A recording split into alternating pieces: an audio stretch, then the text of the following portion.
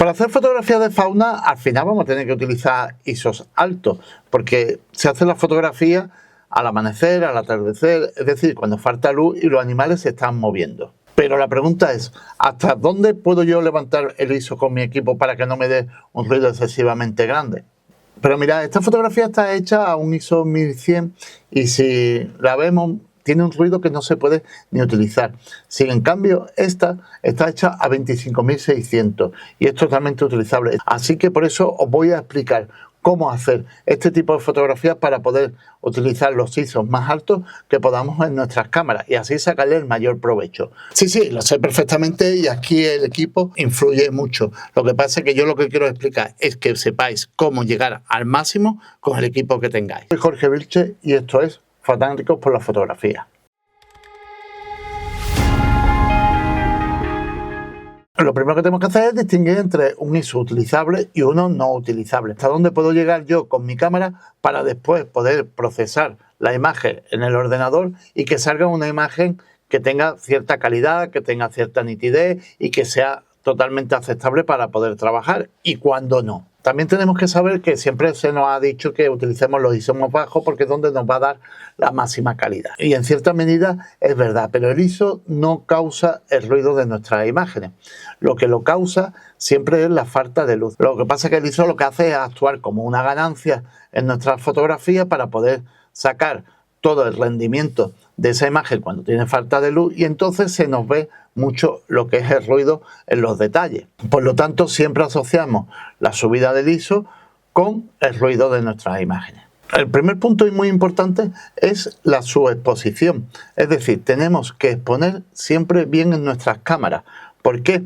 Pues muy sencillo, porque fijaros en esta fotografía que está subexpuesta y al estar subexpuesta las partes de sombras de nuestra ave o de nuestro animal están demasiado oscuras. Cuando yo las levanto con el deslizador en Photoshop o en cualquier programa de edición que esté utilizando, pues vamos a ver que nos lo va a aclarar, pero no va a tener definición, no va a tener detalle y por ende va a tener mucho ruido. Fijaros que es prácticamente inutilizable. Y estamos utilizando un ISO, como veis aquí, de 1100, que es un ISO relativamente bajo para este tipo de cámara, pero nos causa mucho ruido. Y esto es causado porque donde se encuentran todas las sombras, la cámara no ha podido registrar bien esa fotografía y entonces cuando la levantamos pues no tiene ninguna definición.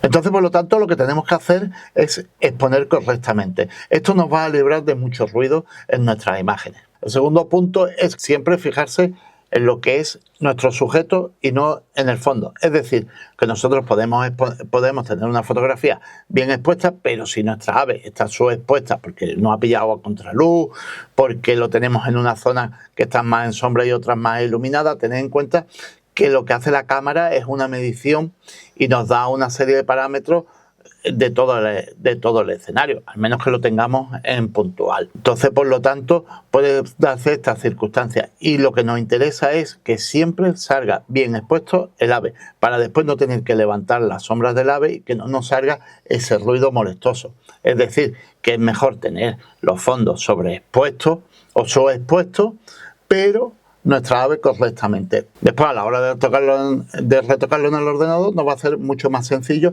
y no nos va a salir tanto ruido. Me encantaría saber qué equipo tienes y hasta qué ISO más alto puedes utilizarlo, que no conozco todas las cámaras evidentemente y me haría mucha ilusión que me lo escribieras y me lo pusieras ahí en comentarios. Punto número 3, intenta siempre encuadrar tu ave lo más grande posible porque así vamos a tener muchísima más información de píxeles, por lo tanto esto se traduce en menos ruido. Si nosotros tenemos la imagen al fondo y tenemos nuestro ave en pequeño, la vamos a tener que recortar y esto nos va a dar una falta de nitidez a la hora de utilizar la imagen. Por lo tanto, siempre es recomendable intentar hacer la toma para después no tener que reencuadrar y sacarlo lo máximo posible. Ya os digo, nos va a dar la mayor nitidez, nos va a dar la mayor información de píxeles y por tanto no vamos a tener tanto ruido. Punto número 4, necesitamos luz ambiente, es decir, que cuando nosotros tenemos algo de luz en nuestra fotografía vamos a poder subir bastante el ISO sin ningún problema, pero cuando haya falta de luz no. ¿Por qué? Porque muy sencillo, porque cuando hay falta de luz las sombras van a estar muy profundas y entonces, como he explicado antes, cuando lo vayamos a levantar con el deslizador nos va a salir mucho grano y mucho ruido. Pasa exactamente igual que cuando la imagen está subexpuesta. Mirad esta fotografía de un lerón careto que la estábamos haciendo a las 12 de la noche. Se estaba moviendo por la barandilla y donde estoy disparando todas las fotografías a 25.600 con una velocidad más baja o una velocidad más alta. Cuando llega al punto de luz y le hago la fotografía con la velocidad más alta para que no me salga trepidado, pues el ruido es muchísimo menor que cuando estaba en las sombras con una velocidad más baja y con un 25.600. Y esto se debe a que las sombras se quedan muy empastadas, no cogen textura cuando está en la sombra. Entonces, por lo tanto, cuando lo voy a levantar, pues me queda muchísimo peor que cuando tengo luz. Fíjate en esta imagen que está sin retocar y la tenemos a un ISO 14400 y no está nada, absolutamente nada procesada. Y si nos acercamos, tiene algo de grano, pero muy poco. Y esto es por lo que os estaba comentando, porque fijaros toda la luz ambiente que tengo, y entonces me consigue iluminar todas las sombras y consigo coger textura y nitidez en todos los sitios. Y nada, simplemente con venirnos y darle a quitar ruido pues nos lo va a trabajar y nos lo va a hacer bastante bien sin ningún tipo de problema. Por lo tanto, esta es una de las circunstancias que yo puedo subir el ISO sin temer de que voy a destruir la imagen.